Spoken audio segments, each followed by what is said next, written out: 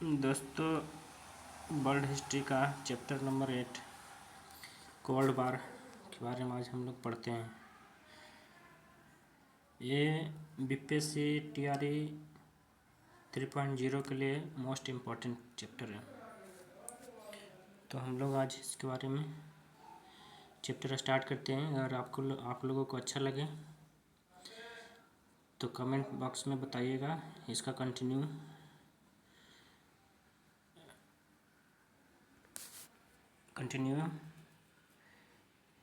आगे बढ़ाएंगे। तो हम लोग कोल्ड वार के बारे में पढ़ते हैं।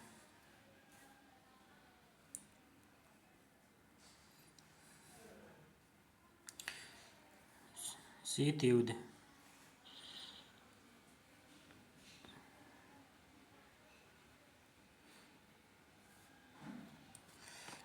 द्वितीय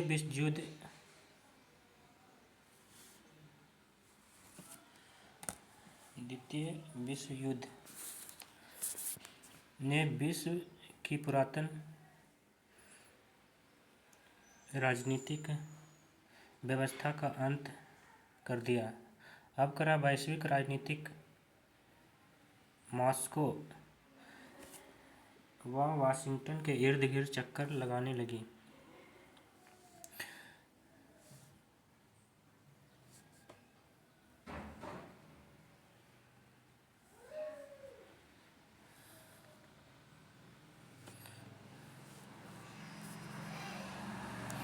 न कि लंदन व पेरिस के, और इन्हीं दो महाशक्तियों सोवियत संघ, कौन कौन था तो सोवियत संघ और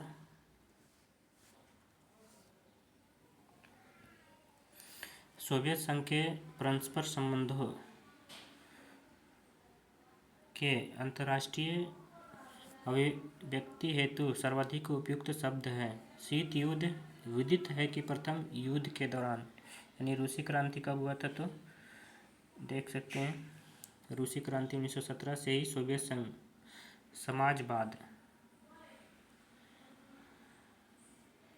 समाजवाद का नेतृत्व देश कर रहा था। यानी समाजवाद का नेतृत्व कौन कर रहा था तो यूएसएसआर कर रहा था, जो कि पूंजीवादी व्यवस्था के लिए एक खतरे के रूप में था, क्योंकि अमेरिका पूंजीवादी व्यवस्था को बढ़ावा दे रहा था, जबकि रसिया समाजवादी का।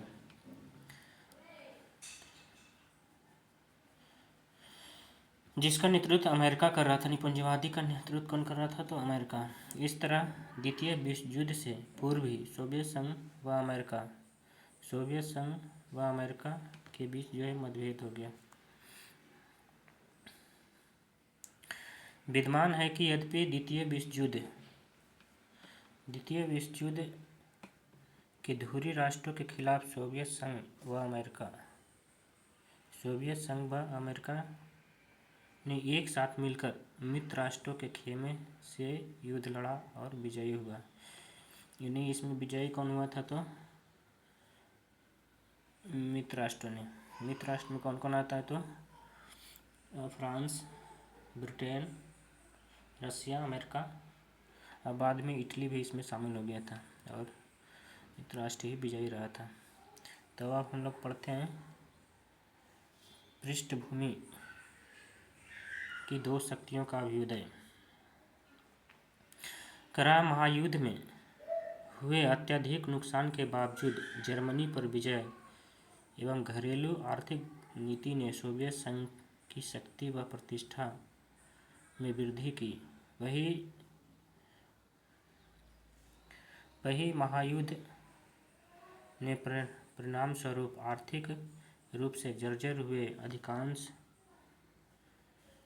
पश्चिमी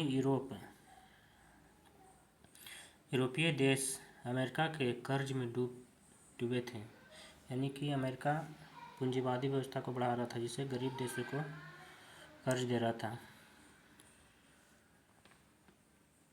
साथ ही उनके उपनिवेश भी इसी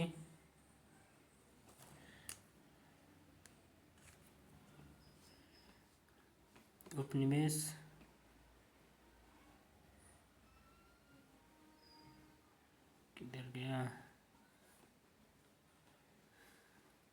इसी दौरान द्वितीय विश्व युद्ध के बाद सोवियत संघ अमेरिका संबंध में अविश्वास, वैमनस्य, कटुता व भ्रांतियों में वृद्धि हो गई। साथ ही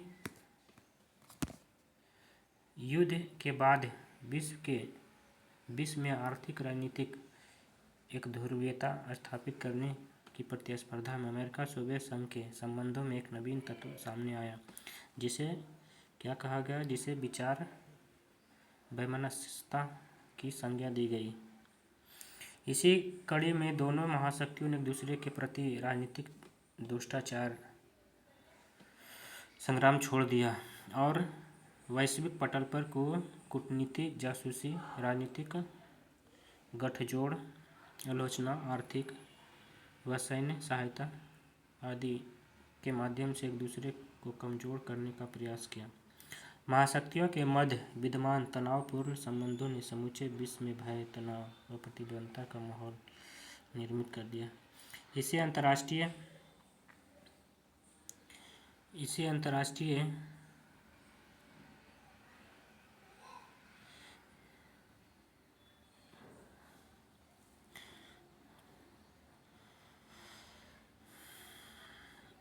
अंतर्राष्ट्रीय किधर गया भैया, भुला जाता है, किधर था भैया,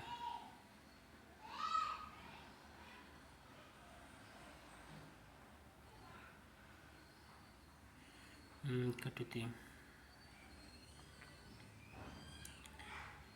पूर्ण हो गया। इसे अंतर्राष्ट्रीय राजनीतिक विशेषकर स्वतंत्र राष्ट्रों पर सदैव महाशक्तियों की महत्वाकांक्षी की भावर में फंसने का भय विद्यमान था। इस प्रकार द्वितीय विश्व युद्ध के बाद एक नए युग का अभ्युदय हुआ, जिसे सशस्त्र आंतरिक युग की संज्ञा दी गई। किसकी संज्ञा दी गई? तो सशस्त्र युग की संज्ञा दी गई। अब हमारे लिए इन दो महाशक्तियों के मध्य उत्पन्न हुए तनाव, प्रतिस्पर्धा, कटुता व आत्मविश्वास से निहित कारणों तथा इसकी प्राकृतिक व परिणाम को जानने से पहले शीत युद्ध शब्दावली के अर्थ आदि को समझना ज़्यादा वांछनीय हो गया। अब हम लोग आते हैं ऊपर वाले पेज पे।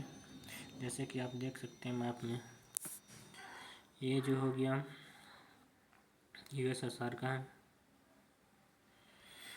अब शीत युद्ध का अर्थ। शीत युद्ध शब्द का सर्वप्रथम प्रयोग अमेरिका के राजनीतिक बर्नार्ड वरूज ने किया था। किसने किया था? तो बर्नार्ड वरूज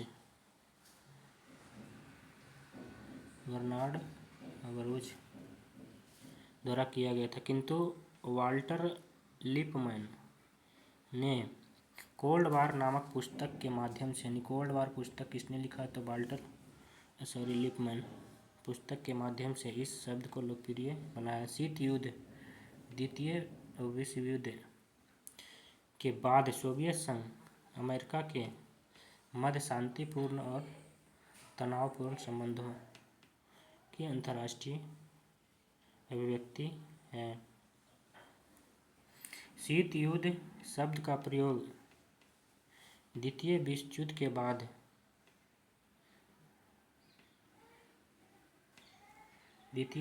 के बाद दो विरोधी प्रतियोगिताओं के मध्य अंतर्राष्ट्रीय संबंधों में गैर सैनिक शत्रुता को दर्शाने हेतु एक अवधारणा के रूप में हुआ। शीत युद्ध एक तरह का वाक युद्ध था, यानी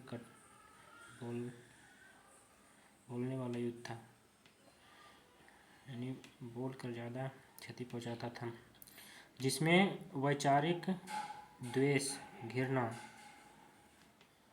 कूटनीतिक जोड़ तोड़, राजनीतिक अविश्वास व कुप्रचार, प्रतिस्पर्धा व इसमें परमाणु हथियार का भी यूज किया गया था। की होड़ लगी थी। जासूसी, मनोवैज्ञानिक युद्ध तथा आरोप प्रत्यारोप जैसे तत्व शामिल थे। शीत युद्ध वास्तविक युद्ध न होकर वातावरण का युद्ध था। शीत युद्ध जो है वास्तविक युद्ध होकर नहीं बल्कि क्या था, वातावरण। वस्तुतः इसमें निरंतर विरोध, तनावपूर्ण स्थिति में एक स्नायु युद्ध, दुष्प्रचारों व चालों पर प्रतिचालों का सिलसिला सदैव विद्यमान था। पंडित नेहरू के अनुसार शीत युद्ध वातावरण निलंबित मृत्युदंड के वातावरण के समान तनावपूर्ण था। यानी इनका कहना था, यानी क्वेश्चन पूछेगा कि शीत युद्ध का वातावरण निलंबित मृत्युदंड के वातावरण के समान तनावपूर्ण, यह किसका कथन था? तो नेहरू जी का। यह वास्तविक युद्ध से भी अधिक भयानक युद्ध था, क्योंकि यह चिंतन, मनोवेग, स्नायु तंत्र व भावनाओं पर प्रतिकूल प्रभाव डालता था। लास्ट अब आते हैं, छोटा इसलिए वीडियो बनाया भैया कि अभी शुरू मुझे ज़्यादा टाइम लगता है। KPS मेनन शब्दों में, यानी KPS क्या बोले थे? तो शीत